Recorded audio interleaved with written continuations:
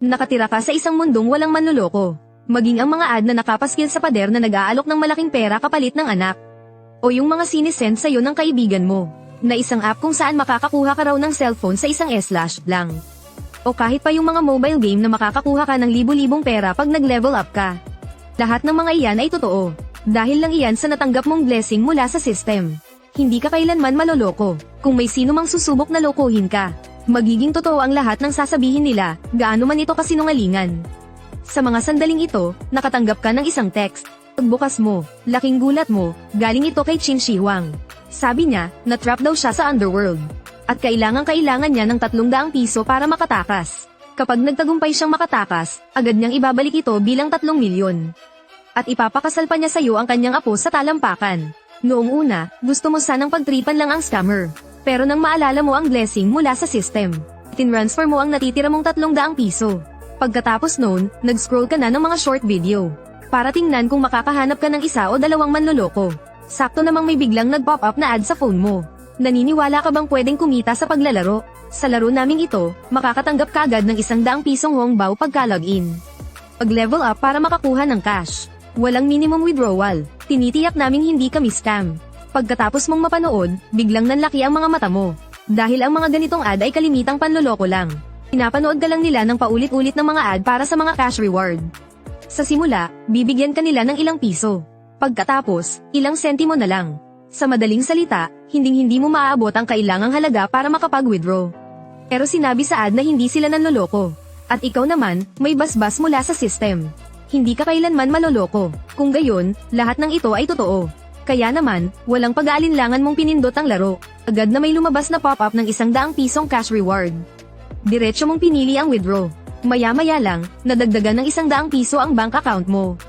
Pagkatapos noon, tuloy-tuloy ka nang nanood ng mga ad. Ang balanse sa iyong bank account ay kitang-kita mong mabilis na tumataas. Sa loob lang ng 2 oras at kalahati, ang balanse sa bank card mo ay naging 5 digits na mula sa 0. Ang saya-saya mo na dyan. Pero sa game company, nagkakagulo na sila. Boss, may malaking problema. Anong ikinatataranta mo? Kahit bumagsak pa ang langit, ako ang bahala. Sabihin mo kung anong problema.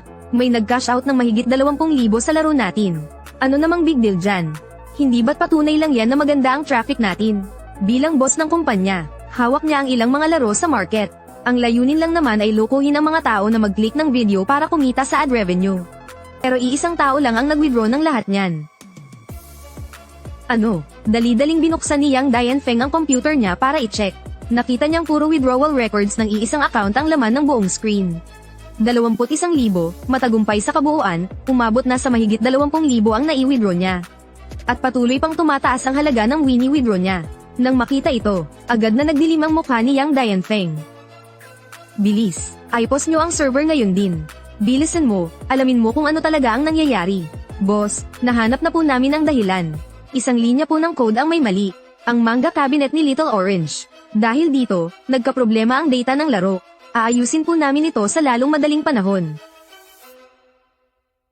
Samantala, ikaw naman ay panay pa rin ang pindot sa screen. Nang biglang mag-prompt ng network error ang laro, hindi mo na ito mabuksan pa. Wow, grabe. Ang galante naman talaga ng mobile game na to.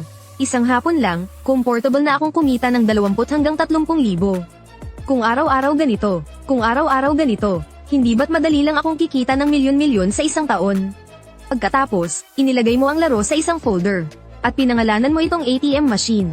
Pagkatapos ay nakatulog ka na. Ang bigat ng ulo ko parang nilagyan ng tingga. 20 anyos pa lang naman ako. Pero pakiramdam ko ay parang katawan na ito ng mahigit 50 anyos. Mukhang hindi ko talaga pwedeng laging binibigyan ng gantimpala ang sarili ko. Kung hindi, baka bumigay tong katawan ko ng maaga. Sana may secret technique lang. Pero sa panahon ngayon, saan ka pa makakahanap ng ganyan? Isa-isang nabubukin yung mga tinatawag na master. Huwag mo nang asahan na may milagrosong skill. Kahit meron man, siguradong peke. Teka, parang pwede na rin kahit peke. Basta may magsabi sa akin na totoo to. Eh di totoo na yan. Kaya kinuha mo ang cellphone mo at binuksan ang Shopee.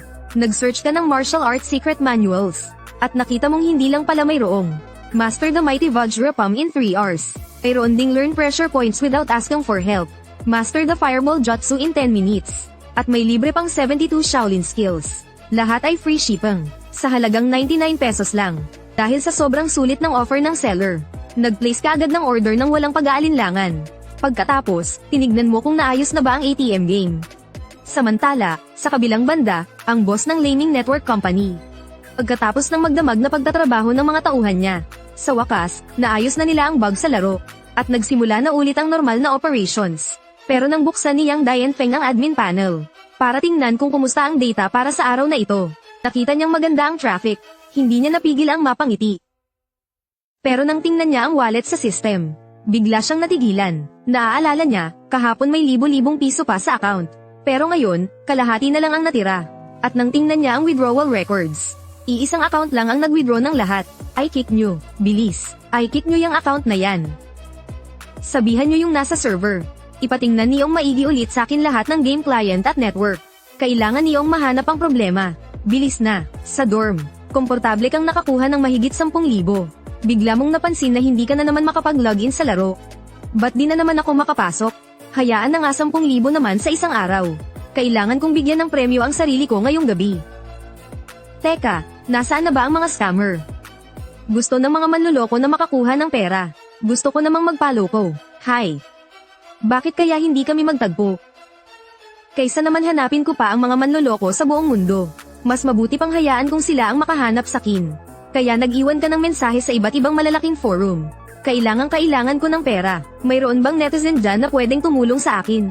Seryoso po. Pagkatapos mong mag-iwan ng mensahe, binuksan mo ulit ang ATM game. Para tingnan kung makakalagin ka ng maayos. Handa na ba ang lahat? Na-check na ang lahat ng data. Pinalitan na rin ang withdrawal mechanism. Ang bawat account ay pwedeng mag-withdraw ng maximum na 1 sentimo lang. At ang pinaka-importante, naban na namin ang account na yun. Sa tingin ko, wala nang magiging problema ngayon. Nasolusyonan na ang lahat ng butas sa sistema. Naban na rin ang account ng taong yun. Wala na sigurong makakalusot para pagsamantalahan to. Game na. Kasabay nito, nalaman mong parang naban ang account mo. Hi, akala ko kung ano na. Naban ang account na to. Magre-register na lang ulit ako. Ng bagong account, di ba? HMP. Ewan ko ba kung sinong henyo. Na programmer ang nakaisip ng paraan na to. Makalipas ang ilang minuto, matagumpay kang nakalogin sa laro. At sinimulan mo na naman ang walang tigil na pag-withdraw. Sa loob ng 2 oras, nakakuha ka na ng mahigit 10,000. Pagkatapos, naban na naman ang account mo. At sa sandaling iyon, bigla kang nakatanggap ng isang friend request. Nag-request si Xiao Tingting na idagdag ka bilang kaibigan. Hay, pasensya na, ha? Dapat yung kaibigan ko ang i-add ko. Nagkamali lang ako ng na-add. Siguro tadhana na rin to. Ano kayang trabaho nitong si kuya? Sa tuwing nakikipag-chat ako sa mga babae, lagi silang sobrang saplada. Pero itong babaeng to, walang tigil kung mag-message sa akin na parang may topak. Habol ba niya ang pera ko o ang itsura ko? Kaso, ngayon lang din ako nagkapera. At wala pang nakakaalam tungkol dito. Kaya sigurado, ito yung scam na tatabain ka muna bago katayin. Sawan ako sa ganitong modus. Magpapanggap na babae para makipag-chat. Tapos aayain kang maglaro ng online game. Sa simula, hahayaan ka nilang manalo ng kaunti. Pag kumagit ka na, doon ka na nila tatagain hanggang sa maubos lahat ng pera mo. Ang headquarters nila, kadalasan nasa ibang bansa. Mayroon silang kumpletong script na sinusunod. Yung katchat mong cute na babae, baka isa lang palang dambuhalang lalaki. Kung bakit naman bigla akong in-add ng taong to? Malamang dahil to sa post ko dati sa internet. Pagkatapos ng ilang chat lang, sinabi agad nung babae na may diskarte daw para yumaman sa paglalaro lang. Tinanong niya kung interesado daw ako. Agad kong sinabi na gipit ako sa pera ngayon. Pera lang talaga ang habol ko. Yung tipong kahit wala akong gawin, pusa na lang papasok yung pera sa wallet ko. Para din niya isipin na isa akong pobreng-pobre. At hindi na niya ako pag-aaksayahan ng panahon. Dinagdagan ko pa, nag-aalaga ako ng 5,000 baboy. Malapit na silang ibenta. Plano kong sumubok muna gamit ang ilang 10,000. Wow, grabe. Nakahuli ng malaking isda. Mukhang maliligtas na ang kota ko para sa buwang to. Ang hiwalay na silid ni Taiwei. Kuya, is-send ko na sa'yo yung link ha. I-download mo lang tapos i-install. Pagkatapos, pwede na tayong maglaro ng sabay. Sinunod ko yung link, at download ko ang isang laro na ang pangalan ay One Renmi. Tapos, sa tulong ng turo ni Xiao Tingting, nag-register ako ng account. Talaga bang kikita ako sa paglalaro nito? Hindi mo naman ako lolokohin, di ba? Siguradong kikita ka rito. At pwede kang mag-withdraw agad, kahit kailan, kahit saan. Lagi ko yang nilalaro. Mukha ba akong manloloko? Hindi lang mukha. Pero dahil may basbas ka, basta sinabi ng kausap mo na hindi siya manloloko, Hindi nga siya manloloko. At tungkol naman sa pag-withdraw, wala talagang pera na hindi mo kayang i-cash out. Kaya sa ilalim ng gabay ni Xiao Tingting, nagsimula ka ng maglaro ng card game. Sa kabilang banda, unti-unti nang na-excite si Xiao Tingting. Kumagit na sa pain ang malaking isda. Sunod, ako na ang baalang kumatay sa kanya. Patikimin muna natin siya ng kaunting panalo.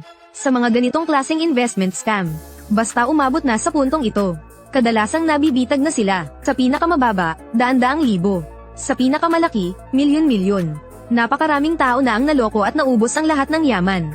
Mayroon pang ang mga sumusuko at tumatalon na lang sa gusali. Pero sa mga oras na ito, nakakatakot ang katahimikan sa opisina ng manager. Noong una, nag-top up ka ng 10,000. Unti-unti, naging 100,000 ito. Tumutulo na ang pawis sa mukha ng manager. Tech Department, anong nangyayari? Bakit ninyo siya hinayaang manalo ng ganyan kalaki? Agad namang sinabi ng Tech Department na may technical glitch. Pero napasigaw si Xiao Tingting. Manager, nag-offline siya. Nang marinig ito, inutusan ng manager ang Tech Department na i-freeze agad ang account niya. Huwag ninyong hayaang makapag-withdraw. Pero pautal-yutal na sinabi ng Tech Department na na-withdraw na niya. Sabi na nga ba, walang cash na hindi kayang i-withdraw ng henyo na to. Nang makita ng manager na na-withdraw mo na ang pera, agad siyang pinagpawisan ng malamig. Kalma lang. Aksidente lang to. Ngayong natikman niya ang panalo. Siguradong babalik pa yan. Sa susunod, siguradong hindi na magkakaproblema ang server. Pagdating ng araw, hindi lang natin ipapasuka sa kanya ang mga napanalunan niya. Uubusin din natin ang lahat ng yaman niya. Narinig kong hinayaan mong makakuha ng mahigit 100,000 ang isang tao. Boss, hindi po. Nagkakamali lang po kayo. Nagka-glitch lang po ang server. Kaya niya po nailabas yung pera. Glitch. Anong akala mo sa akin? Tanga. Nagkasabuatan kayo, no? Traidor kang hinayupak ka. Boss, hindi po totoo yan. Ako na po ang magpupuno sa perang yan. Sisiguraduhin ko kung hindi kayo malulugi, boss. At saka, nanalo siya ng pera ngayon. Kaya siguradong babalik yan sa susunod. Mayroon siyang 5,000 baboy. At napakamahal ng karneng baboy ngayon. Sige, pagbibigyan kita ngayon. Bilisan mong bayaran yung pera. Kapag hindi na siya nagpatuloy maglaro, alam mo na kung anong mangyayari sa'yo. Opo, alam ko po. Ano pang tinatayo-tayo mo dyan? Kausapin mo na siya, dali. Alamin mo kung kailan siya susunod na mag-o-online. Tapos na 1, 2, 3. Manager Cheng. Binlock niya po ako. Ano, aalis na lang basta-basta matapos manalo ng 100,000. E di lumalabas na tayo pa ang nascam sa sarili nating modus. Pilitin mo siyang i-add ka ulit. Padalhan mo ng mga medyo revealing na litrato. Kailangan mo siyang mabingwit ulit. Kung hindi talaga kaya, puntahan mo na siya doon. Manager, wanted po ako. Go. Hindi ka makapunta. Hindi ka ba pwedeng mag-backdoor? Kapag hindi natin nabawi ang perang yun, pareho tayong mamamatay. Samantala, ikaw na nasa loob ng dormitoryo mo, ay binuksan ang iyong phone wallet para tingnan. Ang nakalagay na balanse ay mahigit 170,000. Sa ilang laro lang ng baraha, kumita na agad ng mahigit 100,000. 100,000 kada buwan. Hindi nakalayuan ang munti mong pangarap.